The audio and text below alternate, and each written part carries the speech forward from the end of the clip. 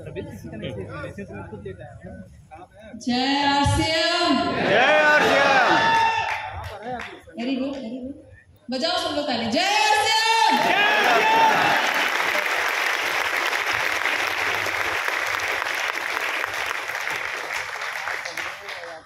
नमस्कार। मेरा नाम अंजलि कोठारी है, मुकेश जी की पहली डॉटर हूँ। और एक बात क्लियर करना चाहती हूँ आपके साथ, मैं आपको सच्ची में कुछ नहीं सिखा सकती। मेरे अंदर इतनी नॉलेज ही नहीं है। आप लोग मेरे को किसी भी टॉपिक के ऊपर बहुत अच्छे से समझा सकते हैं। इनफैक्ट आरसीएम के बारे में भी आप लोग ज़्यादा ज्ञान हैं। और मुझे क्या थोड़ा डर लगता है आप लोगों के सामने बात करने में, इतने बड़े बड़े लीडर के सामने बात करने में डर लगता है कि कुछ गलत बोल दिया तो सब लोग आएंगे पीछे नहीं। बट जैसे एक बार पापा ने अभी बताया, आरसीएम 23 साल का है और मैं 24 साल की हूँ, तो शायद जो बढ़ती हुई स्टेज है ना आरसीएम की और मेरे पापा का जो करियर रहा है, वो शायद मेरे से अच्छा ज़्यादा कोई जान नहीं सकता, क्योंकि मैंने शुरुआत से बढ़ते देखा। और आज आपको मैं अपने साथ एक जर्नी पे लेना चाहती हूँ। ये जर्नी है मेरे 3 रियलाइजेशंस की। कितने? 3 रियलाइजेशंस की। ये जर्नी के साथ में सबको मेरी जर्नी के बारे में, इन 3 रियलाइजेशंस के बारे में सबको इसलिए बताती हूँ क्योंकि ये बहुत बेसिक से पॉइंट्स है। ये मेरी स्टोरी है, बट ये सभी इंडियंस की स्टोरी है। जो भी मेरी एज का है, जो भी मेरी जेंडर की लड़कियां हैं, सबकी स्टोरी है। तो रिलेट करने में प्रॉब्लम नहीं होगा। शुरुआत करूं? बात शुरुआत होती है जब मैं बहुत छोटी थी। मैं बहुत छोटी, आप में से बहुत सारे लोग जो बहुत समय से आरसीएम कर रहे हैं, शायद आप लोगों को पता होगा, मैं और मेरी छोटी बहन ना स्टेज पे आ जाते थे पापा के साथ, और पीछे है ना वो जो कन्फेटी होती है वो उछालते रहते थे। उधर से मेरी शुरुआत हुई है आरसीएम की। तब मेरे को कुछ समझ में नहीं आता था मेरे पापा करते क्या है। मुझे बस ये पता था कि स्टेज पे आ जाते, बात करते थोड़ी देर, बस यही पता था। और मेरे को भी स्टेज पे जाने का मौका मिलता था पापा की वजह से। बट फिर धीरे धीरे जब मेरे अंदर समझ आई, ये मैं आपको बता रही हूँ बात जब मैं 3rd क्लास में हुआ करती थी या फिर 4th क्लास की बात, बहुत छोटी बच्ची थी, तब फिर भी थोड़ा दिमाग चलने लगा।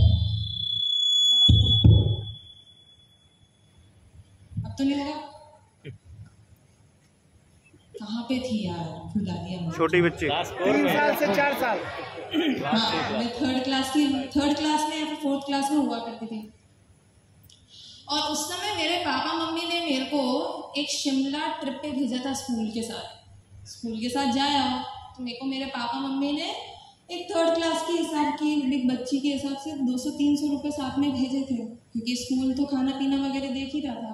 सिर्फ घूमने के लिए कुछ अगर मेरे को खरीदना हो वगैरह, तो मेरे को 200-300 रुपये दिए थे। और उसी समय जब हम लोग शिमला पहुँचे, मेरी टीचर ने मेरे को बोला कि इस पैसों से ना अपने घर वालों के लिए कुछ लेके आ जाओ, कुछ प्रेजेंट ले लो। आप लोग भी करते हो ना, कहीं घूमने जाते हो तो घर वालों के लिए कुछ लेके आते हो। मैंने भी किया था। मैं मेरी मम्मी के लिए बहुत अच्छी शॉल लेके आई, मैं मेरी बहन के लिए बहुत अच्छी इयररिंग्स लेके आई, और मैं मेरे पापा के लिए एक पेन लेके आई थी, वुडन पेन। मुझे अच्छे से याद है, शिमला से एक वुडन पेन लेके आई थी। और मैं जब वापस से भिलवाड़ा आई, मैंने पापा को वो पेन दिया। आप मानेंगे नहीं मेरे पापा ने क्या किया। मेरे पापा ने वो पेन फेंका और बोला ये आरसीएम का नहीं है, मैं यूज नहीं करूँगा।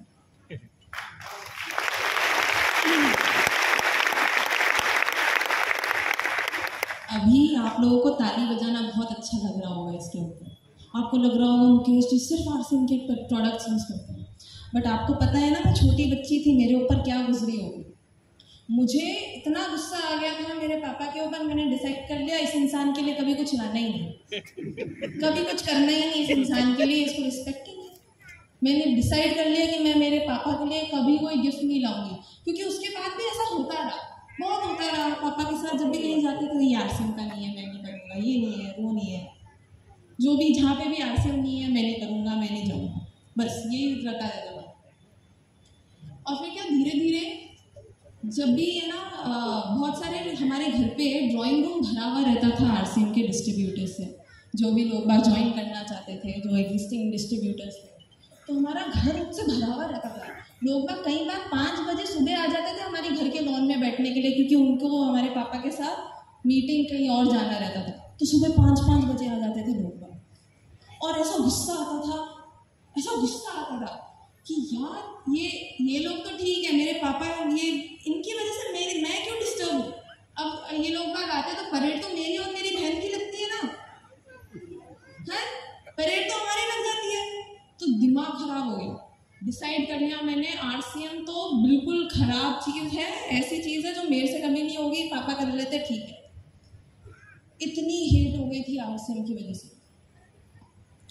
धीरे धीरे जैसे बड़ी हुई तो जैसा नॉर्मली एक इंसान करता है, आपको लगता है कि अगर आप पापा का काम हैंडल नहीं कर सकते हो तो आप जो भी चीज़ में अच्छे हो उसके ऊपर डिग्री ले लेते हो, और डिग्री लेने के बाद उसी में काम करते हो। मैंने भी वही पाथ फॉलो किया। जब मेरी 12th खत्म हुई, मुझे अच्छे से याद है, मैं पापा से डिस्कस कर रही थी 12th खत्म होने के बाद कि क्या करना है। तो पापा ने बोला देखो फैशन में पसंद है, फैशन में इंटरेस्ट है, तो क्यों नहीं फैशन ट्राई कर ले। मैंने ट्राई कर लिया। मैंने बोला कि यार फैशन में इंटरेस्ट है, डिज़ाइनिंग में इंटरेस्ट नहीं है, फैशन डिज़ाइनिंग नहीं करनी है, मुझको फैशन में कुछ और बढ़ के करना है।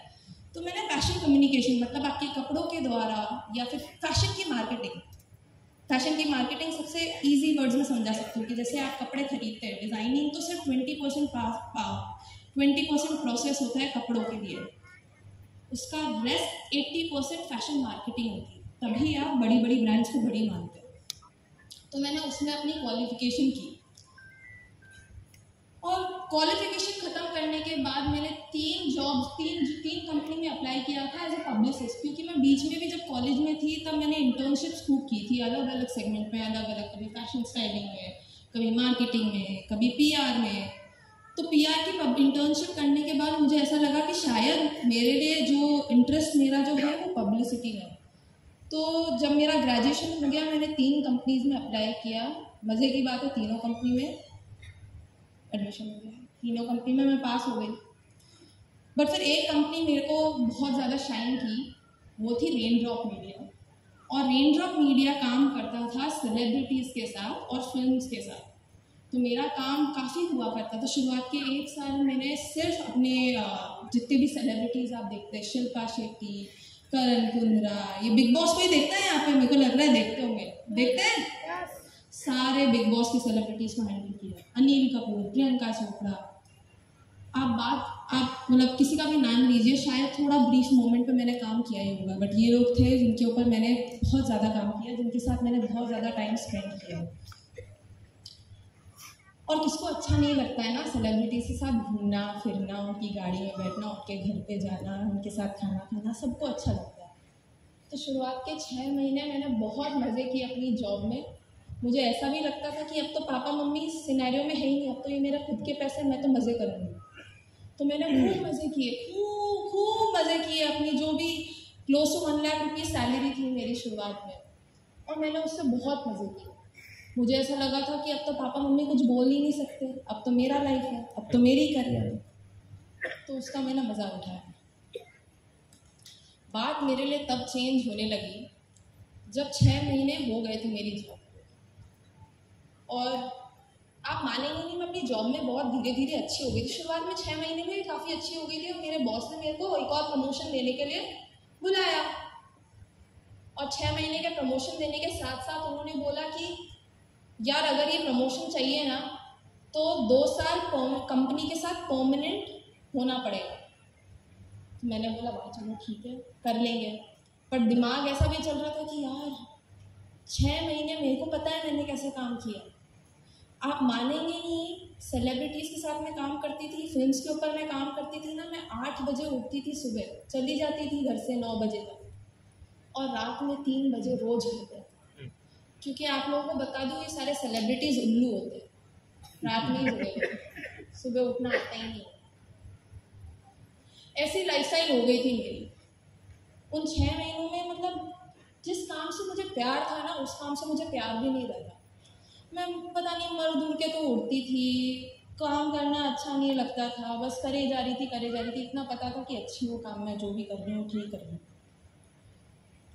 तब मेरा दिमाग चला, जब वो प्रमोशन ले रही थी तब मेरा दिमाग चला। मैंने पापा से भी बात की थी, मेरे मम्मी पापा से भी बात की इस प्रमोशन के बारे में। तो पापा मम्मी ने बोला देख लो भाई, करना है तो कर लो, ले लो। तब मेरे को सूझा कि यार मैंने मेरे पापा को ऐसा काम करते हुए देखा नहीं। मैंने मेरे पापा को जब भी काम करते हुए देखा है तो बहुत लगन के साथ काम करते हुए देखा है, बहुत पैशन के साथ काम करते हुए देखा है। तो क्यों मेरे साथ ऐसा नहीं है? मुझे पता है कि मैं अच्छी हूँ मेरे काम में, मुझे पता है कि हाँ पैसे भी बन सकते हैं, सब कुछ जितने भी करियर अपॉर्चुनिटीज़ होती है वो मैं एक्सप्लॉइट कर सकती हूँ इस काम के थ्रू। बट जो चाहा, जो पैशन मैंने मेरे पापा के मन में देखा था उनके काम के प्रति, मैंने कभी मेरे अंदर देखा ही नहीं। मुझे ऐसा लगता था मैं बस कर रही, किसके लिए कर रही हूँ मुझे भी नहीं पता, मुझे खुद को भी मज़ा नहीं आ रहा है काम करने में, मैं तो बस कर रही हूँ।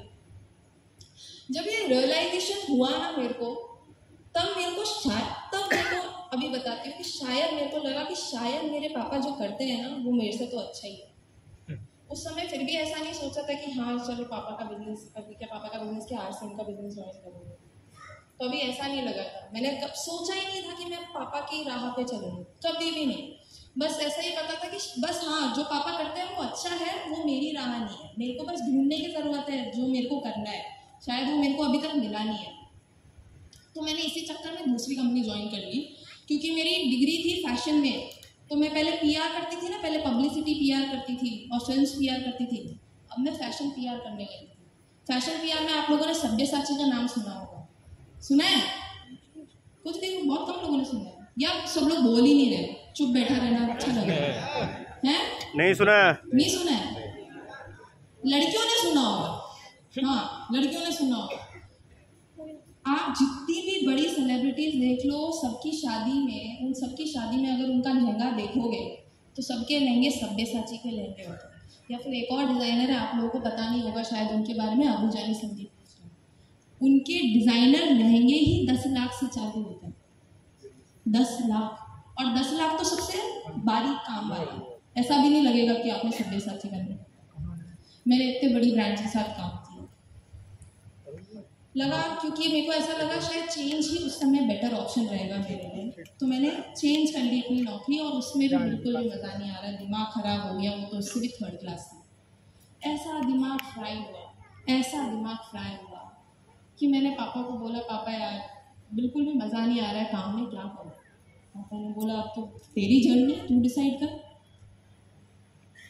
ये मैं आपको स्टोरी इसलिए बता रही हूँ क्योंकि ये मेरा फर्स्ट रियलाइजेशन था कि क्यों मेरे पापा, मुझे जब लगने लगा कि शायद मेरे पापा कुछ करते हैं और अच्छा ही करते हैं और उनकी लाइफ अच्छी है।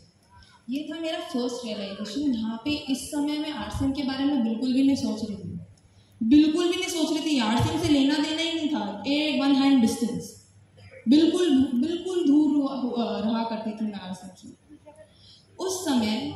फिर सेकेंड रियलाइजेशन मेरे को ये हुआ, अभी शायद आप लोगों से बहुत कम लोगों को समझ में आएगा जो मैं बोलने वाली हूँ, बट ये मेरे लिए बहुत बड़ा फैक्टर था। शायद मेरे जनरेशन के जो लोग हैं उनको समझ में आ जाएगा, बट जो मेरी जनरेशन के नहीं है उनको मैं समझाना चाहती हूँ। आप में से कितने लोगों ने AI आर्टिफिशियल इंटेलिजेंस का नाम सुना? हाथ खड़ा करके बता दीजिए। बहुत कम, आई थिंक 20% लोगों ने सुना।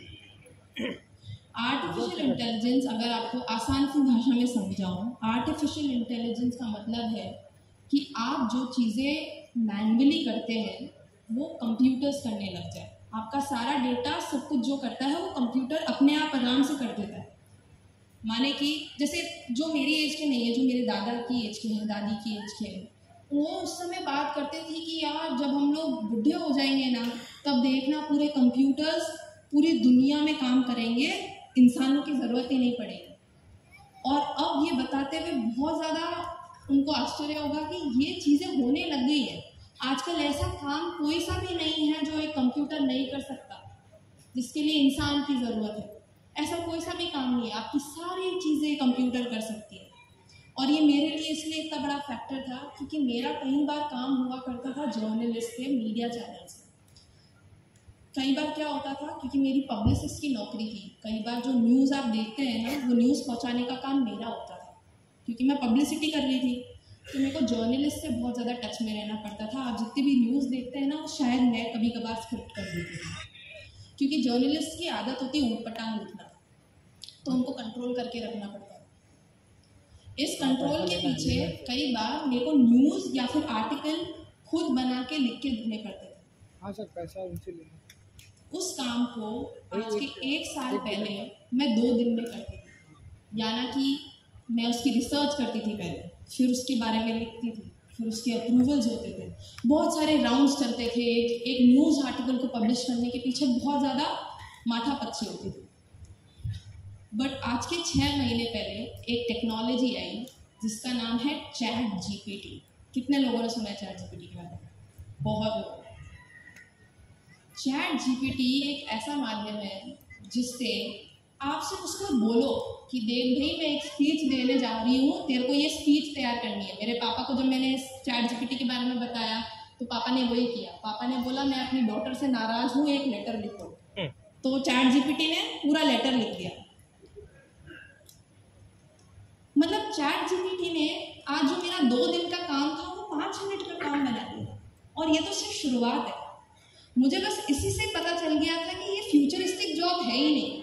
शायद मेरी जॉब मेरी भी नहीं रहेगी आने वाले 5 सालों में। ये तो सिर्फ शुरुआत है, ये तो सिर्फ आर्टिकल लिखना है। शायद बड़ी बड़ी चीज़ें कंप्यूटर्स कर लेंगे आने वाले फ्यूचर में। तब मेरे को रियलाइज़ हुआ कि मेरी जॉब मेरी रहेगी नहीं। बट डायरेक्ट सेलिंग ऐसा बिजनेस है जो कभी कोई कंप्यूटर कर ही नहीं सकता, आपके हाथ से कोई छीन नहीं सकता।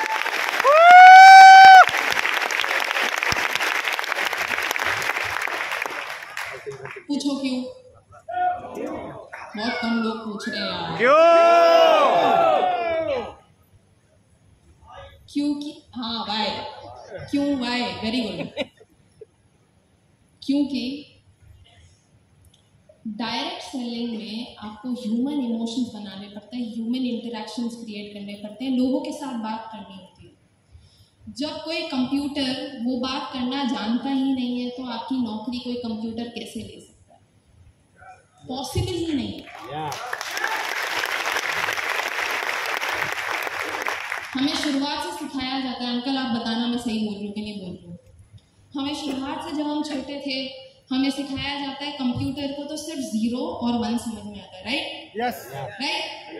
हाँ यस। हाँ, बस वही अल्फा, उसको सिर्फ नंबर समझ में आते हैं ना, वही हमें शुरुआत से यही सिखाया जाता है। कंप्यूटर को इमोशन समझ में आता ही नहीं है। तो आपका डायरेक्ट सेलिंग का काम कभी कोई कंप्यूटर कैसे कर सकता है? कोई भी कंप्यूटर नहीं कर सकता, क्योंकि कंप्यूटर को जो चीज़ समझ में ही नहीं आती वो आपके हाथ से कैसे चली जाएगी। ये शायद अभी आप लोगों को शायद ज़्यादा समझ में नहीं आ रहा होगा। अभी आपको लग रहा होगा कि ये इतना बड़ा फैक्टर कैसे हो सकता है किसी का जॉब छोड़ने का। मेरा पापा जब भी किसी लीडरशिप मीटिंग में जाते हैं और बात करते, कभी आप लोगों ने अटेंड की होगी, तो पापा हमेशा बात करते हैं एक लीडर की क्या क्या गुण होते हैं, क्या क्वालिटीज़ होती है। उसमें से एक गुण है फ्यूचरिस्टिक अप्रोच। फ्यूचर में पहले आगे क्या होने वाला है उसको अभी जान लेना, वो एक बहुत बड़ी लीडरशिप क्वालिटी होती है।